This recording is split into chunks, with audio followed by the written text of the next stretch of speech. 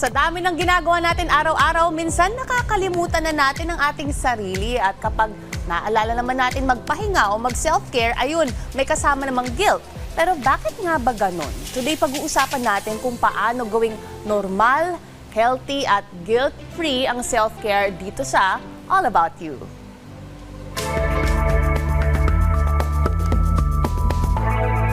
Magandang araw! Ako nga pala si Rian Portuguese, your millennial psychologist, at welcome sa All About You, kung saan ito ang safe space mo at pag-uusapan natin ang tungkol sa'yo. Para sa araw na to, basahin natin ang napaka-timely na question. Paano po ba mag-self-care nang hindi nagigilty? Hirap na hirap kasi ako sa ganyan. Feel ko wala akong panahon kapag sa sarili ko. At bakit ganun nga naman, no? Maraming mga tao na gigilty sila kapag nagsi-self-care sila. So bago tayo magpunta dun sa natin, no, 3 tips natin, mahalaga muna na alamin natin kung saan ba nanggagaling yung pakiramdam na guilt. Oo, yung guilt feelings, no? So, ang guilt kasi marami siyang ibig sabihin. Pero most of the time, ako ang na-observe ko, yung ganyang klase ng pakiramdam ay nanggagaling dun sa lagi kasi ikaw nasanay na ikaw yung nagbibigay. Diba? Ng panahon, ng oras, ng lahat ng pangailangan. Oo. So kung ikaw yung type of person na maaaring madalas na mag-guilty kapag magbibigay ka ng panahon sa sarili, lalong-lalo na yung self-care, baka panahon to para mas mag-pause and mag-reflect ka. Diba? Kung ano ibig sabihin ng guilt sa'yo.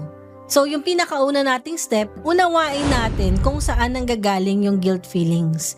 Practice guilt as a signal to practice yung self-care. Kapag nagigilty ka, mas lalo natin bigyan talaga ng pansin yung self-care.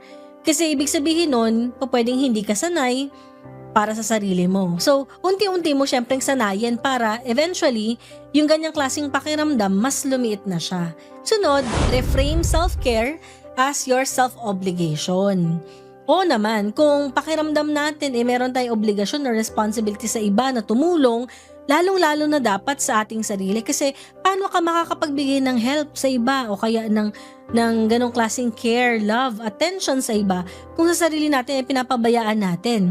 Self-care is important. Ayan. At syempre, yung pinakahuli natin na tip, hindi naman dapat isang biglaan ng self-care. Hindi naman ibig sabihin din na nag-self-care ka, kailangan mamahalin or luxurious. Nagpunta ka ng France or ng Paris or ng El Nido, kung saan mang lugar, di ba, na mamahalin. Hindi kailangan ganun.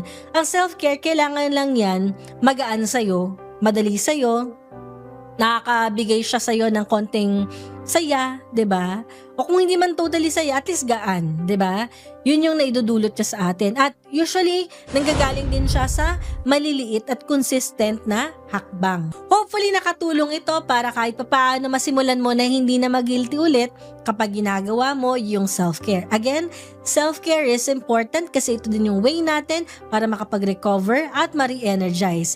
At hindi natin magagawa na maibigay yung love, care, and attention sa ibang tao kung tayo mismo hindi natin ginagawa sa sarili natin. So kung meron kayong mga katanungan tulad nung ganitong klaseng concern, huwag niyong kalimutan na mag-send ng questions ninyo sa email na makikita sa baba.